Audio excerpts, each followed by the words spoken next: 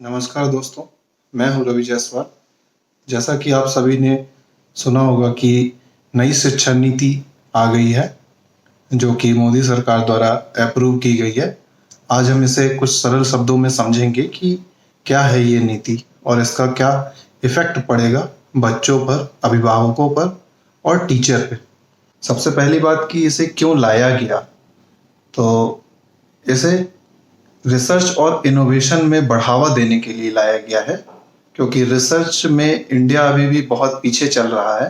तो उसको बढ़ावा देने के लिए इस नई शिक्षा नीति को लाया गया है और इसमें जीडीपी का 6% लगभग खर्च किया जाएगा, जो कि अभी 4.3% खर्च किया जाता है। मीन्स लगभग 1 लाख करोड़ अभी खर्च किया जाता है, जो कि अब 1.5 लाख करोड़ किया जाएगा। और 2035 तक 50% जीईआर पहुंचाना है, मीन्स ग्रॉस एनरोलमेंट रेशियो जो है तो वो 50% तक पहुंचाना है 2035 तक, जो कि अभी है 26.5%। मीन्स जो बच्चे क्लास 12th पास आउट हैं उनमें से केवल 25% ही हैं ऐसे जो हायर एजुकेशन में जा रहे हैं। ठीक है, तो इसका लक्ष्य 50% तक पहुंचाना है। ठीक है, ओके। और अभी जो सिस्टम है आरटीई का, तो वो 5 से 14 साल तक के बच्चों के लिए है, तो उनको फ्री एजुकेशन दिया जाता है। बट अब ये कर दिया गया है 3 से लेके 18 साल तक के बच्चों को राइट टू एजुकेशन के तहत फ्री एजुकेशन मिलेगा। तो बात करते हैं पहले स्कूल एजुकेशन में क्या क्या चेंजेस हैं, फिर हायर एजुकेशन में देखेंगे। तो स्कूल एजुकेशन में सबसे पहली और अहम बात यह है कि स्कूलों के क्लस्टर बनेंगे। मीन्स जो सेकेंडरी स्कूल है, पास के एरिया में जो सेकेंडरी स्कूल है, तो वो उस आसपास के सभी छोटे स्कूलों का प्रमुख होगा और उन सभी स्कूलों के साथ रिसोर्सेस साझा करेगा। मीन्स सेकेंडरी स्कूल के पास जो अगर अच्छे टीचर्स हैं, रिसोर्सेस हैं, लाइब्रेरी है, काउंसलर है, तो ये सब कुछ जो छोटे स्कूल हैं उनके साथ वो साझा करेंगे और एक प्राइवेट स्कूल को एक गवर्नमेंट स्कूल के साथ जोड़ा जाएगा, जिससे कि एक लर्निंग इनहैंस हो पाए बच्चों की। और डिजिटल लर्निंग पे ज़्यादा फोकस दिया गया है। और अभी तक जो सिस्टम था 10+2 का, इसको चेंज करके 5+3+3+4 कर दिया गया है। तो 5 मीन्स है आपका फाउंडेशनल स्टेज। फाउंडेशनल स्टेज में जो 3 साल हैं स्टार्टिंग के, तो मीन्स 3 से 6, तो बेसिकली 4 इयर्स हैं। तो यहाँ पे बच्चा आंगनवाड़ी या प्री स्कूल में जाएगा, जो और इसे मेन स्ट्रीम में जोड़ दिया गया है। बट अभी तक क्या था कि ये 1st क्लास से 12th क्लास तक मेन स्ट्रीम तक रहता था, बट अब यहाँ पे आंगनवाड़ी से लेके या प्री स्कूल से लेके क्लास 12 तक मेन स्ट्रीम में आ जाएगा। और देखा जाए तो और जो 2 साल हैं बचे हुए, तो क्लास 1 और क्लास 2 के रहेंगे। और नेक्स्ट देखा जाए जो 3 है, मीन्स क्लास 3, 4, 5। यहाँ पे जो अहम बात यह है कि बच्चा जो भी पढ़ाई करेगा वो मातृभाषा में पढ़ाई करेगा, क्योंकि ऐसा माना जाता है कि मातृभाषा में बच्चे का ज़्यादा विकास होता है, वो ज़्यादा सीख पाता है, उसकी लर्निंग अच्छी इम्प्रूव होती है। और जो मिडिल स्कूल हैं, जो मिडिल स्टेज है, मीन्स जो मिडिल स्टेज है आपकी, मीन्स क्लास आपकी 6, 7, 8। तो यहाँ पे जो मेन बात करी गई है वो ये कि यहाँ पे बच्चों को वोकेशनल ट्रेनिंग दी जाएगी। ओके, तो वोकेशनल ट्रेनिंग मीन्स ऐसा कि 10 डेज का बैगलेस पीरियड होगा, जिसमें बच्चा बैग लेके स्कूल नहीं जाएगा और पास के किसी भी शॉप में या जो भी उसकी चॉइस होगी, जिसमें भी उसका इंटरेस्ट होगा, वहाँ से उसको वोकेशनल ट्रेनिंग दिलवाई जाएगी, जिससे कि वो अपना मीन्स इंटरेस्ट डेवलप कर सके। ओके, और यहाँ पे साइंस, मैथ, आर्ट और ह्यूमैनिटीज जो भी सब्जेक्ट हैं, इन सब की प्रैक्टिकल नॉलेज दी जाएगी बच्चे को। और एक चीज और, यहाँ पे कोडिंग इंट्रोड्यूस की गई है, क्योंकि कोडिंग से ये माना जाता है कि बच्चे की लॉजिकल थिंकिंग इंप्रूव होती है। ओके, तो नेक्स्ट है आपकी secondary stage. Secondary stage means 9, 10, 11, 12। यहाँ पे जो सबसे बड़ी बात ये है कि अभी तक क्या होता था कि हम 3 कैटेगरी में देखते थे बच्चों को, कि वो साइंस स्ट्रीम का है, ये कॉमर्स का है, ये आर्ट्स का है। ओके, बट अब सारे सब्जेक्ट मीन्स अगर साइंस का बच्चा है तो वो हिस्ट्री भी पढ़ सकता है, और हिस्ट्री का है तो साइंस भी पढ़ सकता है। ऐसा कोई रिजिड स्ट्रक्चर नहीं रह गया है अब।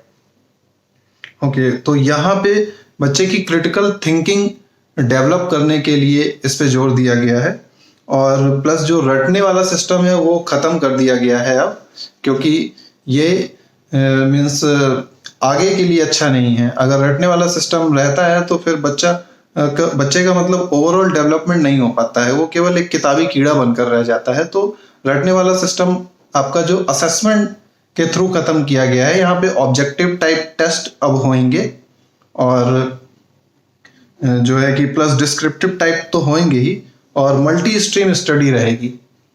तो यहाँ पे जो बात करें कि ये कब से इम्प्लीमेंट होएगा, तो 2022-23 से क्लास 10th का जो है स्ट्रक्चर वो इम्प्लीमेंट होएगा, और फिर 2024 से आपका क्लास 12th का इम्प्लीमेंट होएगा। ठीक है, और यहाँ पे मीन्स प्रैक्टिकल नॉलेज पे स्कूल एजुकेशन में ज़्यादा फोकस दिया गया है, और वर्चुअल लैब भी इंट्रोड्यूस की जाएंगी यहाँ पे, और इंटर्नशिप थोड़ा सा अच्छी होंगी, जो भी होंगी मीन्स जो वोकेशनल ट्रेनिंग टाइप से है जो भी होंगी 6th क्लास के बाद से, तो वो थोड़ा सा इस पे ज़्यादा फोकस दिया जाएगा, जिससे कि वो अपना इंटरेस्ट जान सके, उसको सब्जेक्ट चूज करने में बाद में परेशानी ना हो।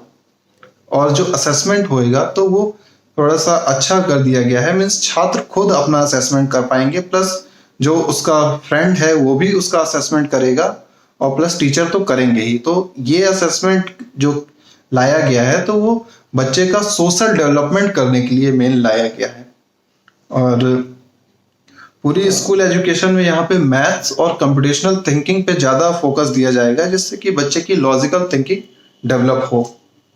अच्छा, अब ये सब तो ठीक है, बट जो गांवों की स्थिति है आज भी, तो वहाँ पे टीचर्स हम और आप जानते ही हैं कि कितने अवेलेबल हैं। तो अब देखना ये है कि ये नीति आगे कितने हद तक इम्प्लीमेंट हो पाती है। ओके, तो नेक्स्ट बात करते हैं हायर एजुकेशन की। तो हायर एजुकेशन में मीन्स यहाँ पे रिसर्च को ज़्यादा फोकस दिया गया है। यहाँ पे एक नेशनल रिसर्च फाउंडेशन बनेगा, जो कि रिसर्च रिलेटेड फंडिंग या ग्रांटिंग जो भी होगा तो वो करेगा। ठीक है, और मल्टीपल एंट्री और एग्जिट सिस्टम लाया गया है। मीन्स अगर आप बीटेक में सपोज एडमिशन लेते हो, या कोई भी 4 ईयर का कोर्स है, अगर आप उसमें एडमिशन लेते हो, आपको 1 साल या 2 साल में लगता है कि नहीं ये मेरे लिए सही नहीं है, या इसका स्कोप है जो तो कम होता जा रहा है, तो आप फर्स्ट ईयर में अगर पास आउट मीन्स छोड़ देते हो, क्विट कर देते हो, तो आपको एक सर्टिफिकेट दिया जाएगा। अगर सेकेंड ईयर में छोड़ते हो तो उसका डिप्लोमा मिलेगा उस कोर्स का, और थर्ड ईयर में छोड़ते हो तो आपको डिग्री ही मिल जाएगी। और ये डिग्री जो है आपकी, तो वो जॉब के लिए सही रहेगी, मीन्स आपको उससे जॉब मिल जाएगी। जो डायरेक्ट जॉब करना चाहते हैं, अगर फाइनेंशियल कंडीशन नहीं सही है या पेरेंट्स सपोर्ट नहीं कर पा रहे हैं आगे, तो उनके लिए ये बहुत ही अच्छा अवसर है देखा जाए तो यहाँ पे आपका जॉब के लिए, और जो बच्चे एग्जाम वगैरह के लिए प्रिपरेशन करते हैं तो उनके लिए ये 3 साल की डिग्री बहुत अच्छी है ना। और जो 4 ईयर की डिग्री है, तो जो 4 साल का कोर्स कंप्लीट करेगा तो उसको 4 ईयर की डिग्री मिलेगी। और दूसरी चीज यहाँ पे पीजी 1 साल का कर दिया जाएगा, 1 या 2 साल का जैसा भी रहेगा, और प्लस पीएचडी जो है तो वो अब 4 साल का हो गया है, और एमफिल को हटा दिया गया है अब हायर एजुकेशन में। और प्लस जितनी भी रेगुलेटरी बॉडी थी, मीन्स AICTE, UGC और NCTE जो भी है, तो इन सब को एक्चुअली में इनका मीन्स काम थोड़ा सा जो है तो वो एक higher education commission of India बना दिया गया है, जो मेन काम ये संभालेगा। ये रहेंगी, एग्जिस्ट करेंगी, बट जो मेन जो काम है तो वो अब ये करेगा। इस हायर HECI के अंतर्गत ही सभी यूनिवर्सिटी आएंगी।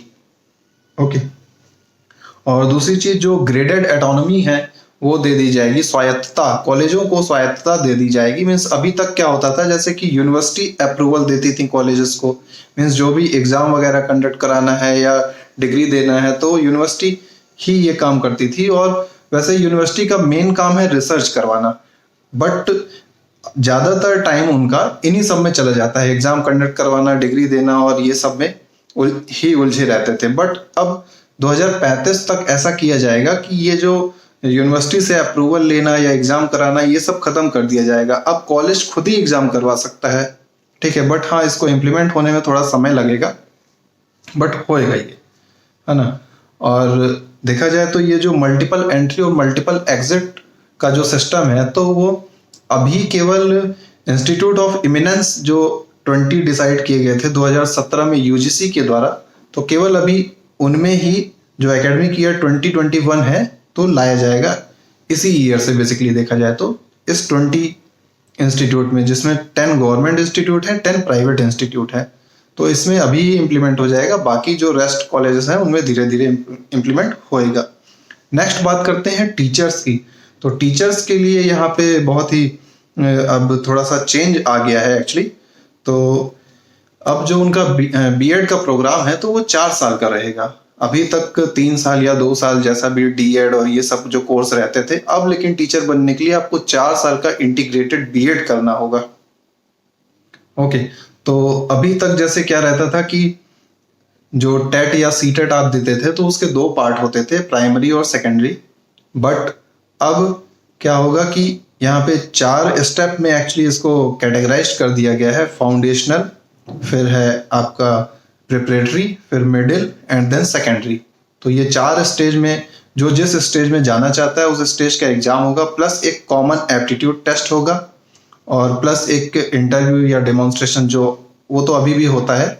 और प्लस जो एक चीज और यहाँ पे ऐड की गई है तो वो है लैंग्वेज टेस्ट, ठीक है। सपोज अगर मीन्स महाराष्ट्र में अगर आप पढ़ाना चाहते हो बच्चों को स्कूल में, तो वहाँ पे आपको मराठी आना चाहिए, तभी आप वहाँ पे पढ़ा पाओगे, है ना, अगर आप चूज करते हो तो। बट आप अगर Hindi as means language choose करते हो तो आप पढ़ा सकते हो, ऐसा कोई मीन्स बाउंडेशन नहीं है। और तो ये चीज़ें मीन्स थोड़ा सा फोकस करी गई हैं, आपको लैंग्वेज आपको आना चाहिए, ठीक है। और प्लस जो भी स्कूलों में वैकेंसी वगैरह है, जो हायरिंग सिस्टम है, तो वो डिजिटली मैनेज होएगा अब। तो मीन्स स्कूलों को शो करना पड़ेगा कि वहाँ पे कितनी वैकेंसी है, तो इससे थोड़ा सा ट्रांसपेरेंसी बढ़ेगी। मीन्स लोग जान पाएंगे कि हाँ इस स्कूल में इतनी वैकेंसी है, इस गवर्नमेंट स्कूल में इतनी वैकेंसी बची हुई है, तो मीन्स वो अप्लाई करने के लिए उनको आसान रहेगा।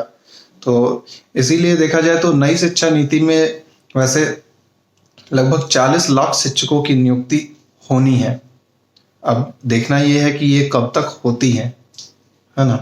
तो ये था सब कुछ नई शिक्षा नीति के बारे में। तो मैं आशा करता हूँ आपको ये अच्छे से समझ में आ गई होगी, और आप मेरे चैनल को सब्सक्राइब करिए और शेयर कीजिए। धन्यवाद।